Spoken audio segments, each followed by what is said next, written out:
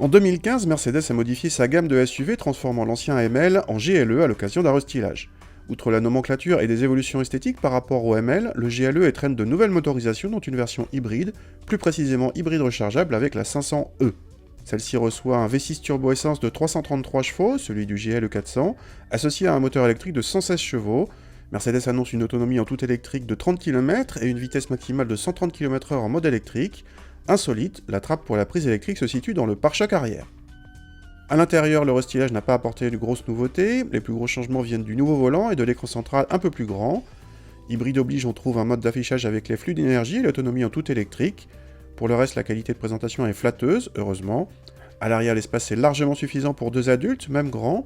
Dans le coffre en revanche, les batteries situées sous le plancher ont raboté la capacité de chargement qui passe de 690 à 480 décimètres-cubes, et le seuil de chargement devient très haut.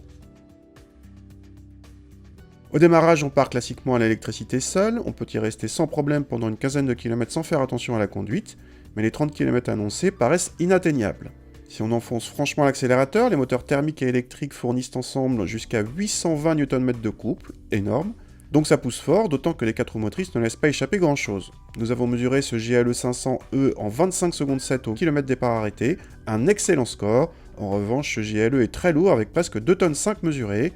Au moindre coup de volant brusque, on rentre sur le SP qui jugule le sous-virage presque immédiat. Ce GLE, clairement, n'est pas à l'aise sur petite route, sauf en mode tranquille. Beaucoup moins à l'aise en tout cas que le Cayenne SE hybride, son concurrent direct qui se montre également nettement plus sobre selon nos mesures. Sans parler des X540e ou RX450H, plus sobre également, mais moins puissant. Précision pour finir, homologué à plus de 60 grammes par kilomètre de CO2, ce GLE 500e n'a pas droit au bonus de 1000 €, normalement accordé aux hybrides rechargeables, mais aux 750 € accordés aux hybrides simples.